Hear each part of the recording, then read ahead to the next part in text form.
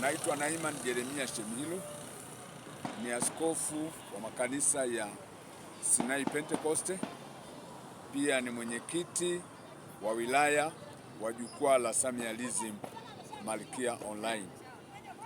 Siku ya leo napenda kuzungumza habari ya usafi wa mazingira na upandaji miti, lakini nataka nirudi kwenye uasilia wa kupanda miti, kwamba uasilia wa kupanda miti unatokana na Mungu mwenyewe.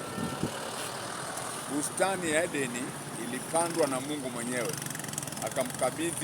akamkabidhi Adamu kwamba aitunze na kuilinda. Tunaona katika kitabu cha Mwanzo sura ya 2 mstari wa 8 kwamba Mungu amemweka Adamu katika bustani ya Edeni ili aweze kuitunza. Na katika ule mstari, katika ile sura ya 2 mstari wa 15 kwamba Mungu alimweka pale katika bustani ili aitunze. Kwa hiyo tunaona hapa kwamba tafsiri ya hili neno kutunza ni kuendeleza. Kwa hiyo Adamu anaambiwa aiendeleze ile bustani, aendelee kupanda miti. Na tunaona pale miti inayositizwa zaidi ni miti ya matunda. Miti ya matunda katika Mwanzo sura ya 1 mstari wa 11 mpaka wa 12 tunaona kwamba Mungu ameagiza au Mungu ameamuru kila mche utokeze katika ardhi, ikiwepo miti ya matunda.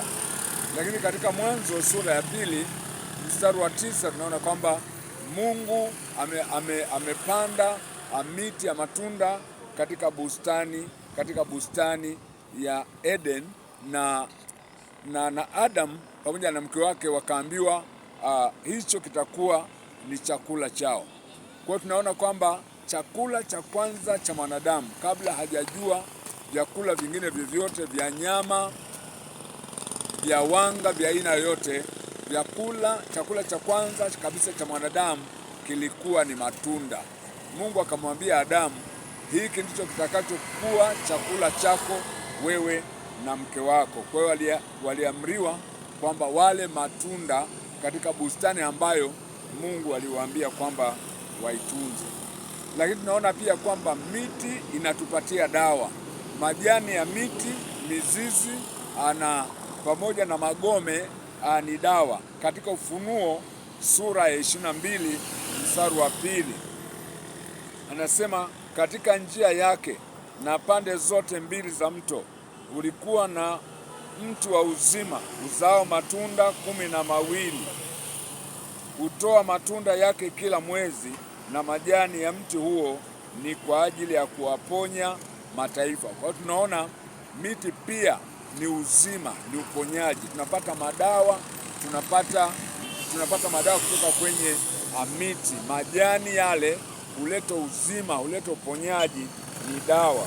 Lakini katika kitabu cha Ezekieli pia katika sura ya 47 mstari wa 12, kando ya mto pande zote mbili kutamea miti ya matunda ya kila aina. Matunda yake yatakuwa chakula na majani yake yatakuwa dawa. Kwa hiyo nataka niseme kwamba utunzaji wa mazingira pamoja na kupanda miti, basi tunarudi kwenye wazo la kwanza la Mungu la kutunza miti, kutunza bustani. Kwa hiyo nimejaribu kuona kwamba kumbe jambo hili ni endelevu katika vizazi vya wanadamu.